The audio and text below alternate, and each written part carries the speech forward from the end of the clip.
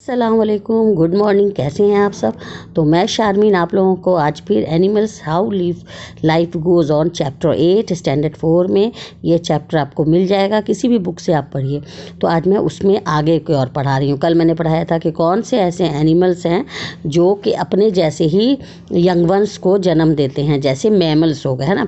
तो आज हम ये पढ़ाएंगे कि कुछ ऐसे एनिमल्स होते हैं जो अंडा देते हैं, मतलब कि वो अंडे पर जब वो अंडा दे देंगे उसके ऊपर वो कुछ दिनों तक बैठते हैं, उसको गर्म रखते हैं जिसे हम लोग हैचिंग बोलते हैं, उसको वार्म रखते हैं। फिर उसके बाद धीरे धीरे उस अंडे से चूज़ा निकलता है ना। जैसे मुर्गी का आपने कभी देखा होगा कि मुर्गी जब अंडा देती है तो लोग इकट्ठा कर लेते हैं अंडा, फिर उसको एक जगह बैठा रख देते हैं, फिर उस पर मुर्गी बैठती है, फिर काफ़ी दिनों के बाद उसके अंदर से चूज़ा निकलता है ना।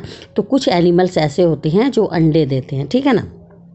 अब ऐसे कौन कौन से एनिमल्स होते हैं? जैसे बर्ड्स जो होती है वो अंडे से बच्चे उसमें अंडा देती है, फिर उस अंडे से बच्चे निकलते हैं। Most birds built nest two legs, और इसीलिए चिड़िया घोंसला बनाती है। चिड़िया क्यों घोंसला बनाती है, नेस्ट बनाती है? इसलिए बनाती है कि वो उसमें अपने अंडे देगी, वो उसमें बैठती है, उस अंडे पे उसे गर्म रखती है, फिर कुछ दिनों के बाद अंडे में से बच्चे निकलने लगते हैं, और जब बच्चे निकलने लगते हैं तो फिर उनको उनका देखभाल करती है, और फिर जब वो उड़ने लगते हैं तो छोड़ देती है। The eggs of all birds have a similar internal structure, और सारे अंडे की मतलब एक ही इंटरनल, उसके अंदर एक ही जैसा होता है। क्या होता है कि अपने अंडे देखिए ना, उसके ऊपर वाइट रंग की एक कवरिंग होती है, आउटर शेल होता है, और उसके अंदर एक वाइट पार्ट होता है जिसे हम लोग एल्ब्यूमिन बोलते हैं। देखते हो ना, अंडे के अंदर वाइट जैसा रहता है, फिर उसके अंदर बीच में एक पीला कलर का रहता है, येलो कलर का, जिसे हम लोग योक बोलते हैं। क्या बोलते हैं? ये देख लीजिए आप अंडे का ये फिगर, है ना, वाइट कलर का होता है, और फिर उसके बीच में येलो कलर का होता है ना। तो ये क्या करता है, फिर अंडे पे जो वो बैठती है मुर्गी, तो उससे धीरे धीरे डेवलपमेंट होता है चिक का, और इसी के अंदर से चिक ग्रो करने लगती है। तो जब ये चिक ग्रो करती है तो वो अपना खाना कहाँ से लेती है? वो इसी योक से लेती है। ये जो बीच में येलो कलर का है ना, वो इसी योक से लेती है। Growing baby is called an embryo, और उसमें से जब बच्चा निकलने लगता है तो उसे हम लोग, छोटा सा उसके अंदर चिक रहता है, तो उसे हम लोग बोलते हैं एम्ब्रियो, है ना। चिक एम्ब्रियो जो होती है वो इसी पीली जर्दी को खा करके अब डेवलप करती है। समझ में आ गया ना? देखिए किस तरह से एग का डेवलपमेंट होता है। ये मुर्गी ने ये एग दिया, एग के अंदर ये चिक है। देखिए ये आपको ये 21st डे है, यानी 24 दिन के अंदर अंदर निकलने लगता है। ये देखिए अंडा है, ये बीच में जर्दी है, फिर ये बड़ा हो गया, इसके अंदर चिक है, फिर उसके बाद से धीरे धीरे डेवलपमेंट हुआ, और वो उसके अंदर जो पीली जर्दी है वो उससे अपना फूड लेती है। यहाँ पर आँख भी नज़र आने लगी धीरे धीरे। फिर 12th डे में देखो ये चिक बन गया। फिर उसके बाद से आपको विंग, लेग्स एंड बॉडी यहाँ पर क्लियर नज़र आने लगी है ना धीरे धीरे। और फिर ये अंडा का शेल जो है वो टूट जाता है, और ये मुर्गी से बच्चा, अंडे से मुर्गी का बच्चा बाहर आ जाता है। तो ये different stages of development of a chick है। देख लीजिए कौन कौन सा। सबसे पहले ये इसका जो योक होता है ये बड़े साइज़ का होता है, फिर इसमें डिवीज़न होता है ना। तो ये 24 डेज़ के अंदर ये आपका डेवलपमेंट ऑफ चिक का हो जाता है, और 21 दिन तक इसको क्या करती है, इस पर मुर्गी बैठे रहती है। ठीक है, तो चलिए अब हम इसमें कुछ क्वेश्चन करते हैं, क्वेश्चंस पूछते हैं। आपको बताना होगा birds, mammals, reptiles are the most developed among all animals. सबसे ज़्यादा डेवलप्ड एनिमल कौन से होते हैं? बर्ड्स होते हैं, मैमल्स होते हैं, कि रेप्टाइल्स होते हैं? बताइए। मैंने आपको बताया इसमें सबसे ज़्यादा डेवलप्ड मैमल्स होते हैं, जैसे कि हम लोग हैं। हम लोगों के पास क्यों डेवलप होते हैं? क्योंकि हम लोगों के पास ब्रेन होता है, और हम उसे अपने ब्रेन से यूज़ करके सारा वर्क करते हैं, ठीक है ना। सेकंड एक और क्वेश्चन है, वो हम पूछ रहे हैं। The eggs of birds contain a growing baby called. Egg के अंदर जो बीच में जो छोटा सा चिक का बच्चा रहता है उसे हम लोग क्या बोलते हैं? एम्ब्रियो कहते हैं। एग मतलब जो मुर्गी का अंडा होता है उसके बीच में जो ग्रोइंग बेबी जो वो बढ़ता है उसको हम लोग क्या बोलते हैं? एम्ब्रियो बोलते हैं, चिक बोलते हैं, ये लार्वा बोलते हैं। हम लोग उसे एम्ब्रियो बोलते हैं क्योंकि वो एम्ब्रियो ही धीरे धीरे बड़ा होकर एल्ब्यूमिन को, योक को खाता रहता है, और वो बाहर निकलता है। और चिक जब वो अंडे से बाहर आ गया तो वो चिक हो गया। और लार्वा तो हम लोग फ्रॉग के बच्चों को बोलते हैं ना, या दूसरे छोटे और दूसरे ऑर्गेनिजम्स को। In a bird's egg the yolk albumen shell contains the stored food for the chick. कौन सा पार्ट ऐसा होता है जो चिक के लिए स्टोर्ड फूड का काम करता है, मतलब खाना उससे खाता है एम्ब्रियो?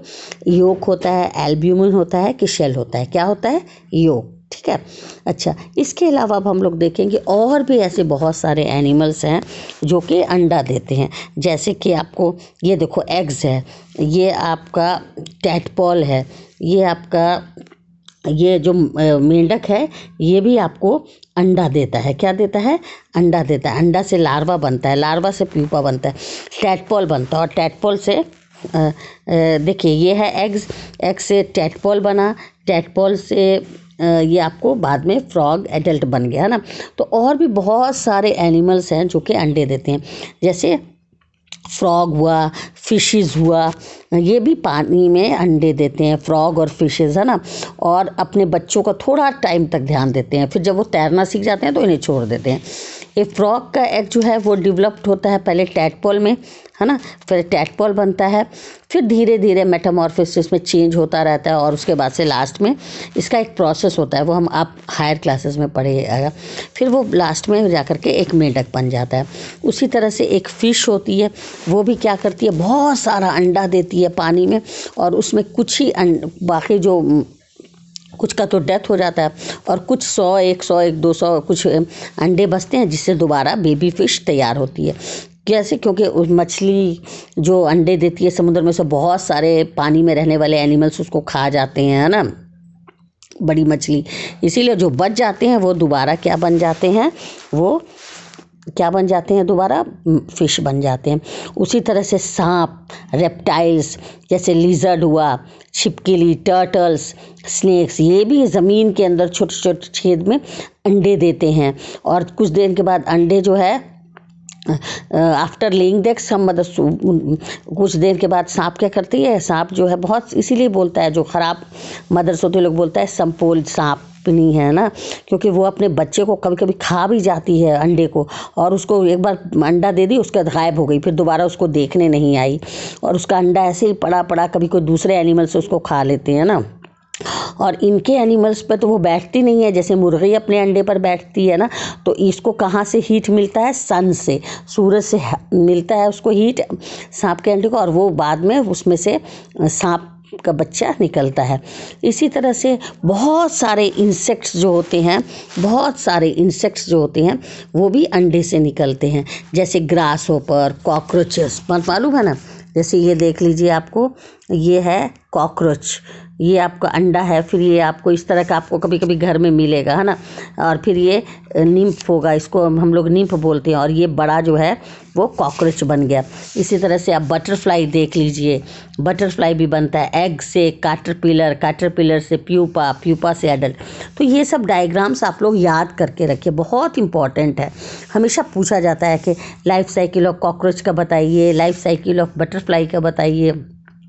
इसमें हमेशा 3 लाइफ स्टाइल्स होती है, इंसेक्ट में 3 स्टेजेस होती है। क्या होती है 3 स्टेजेस?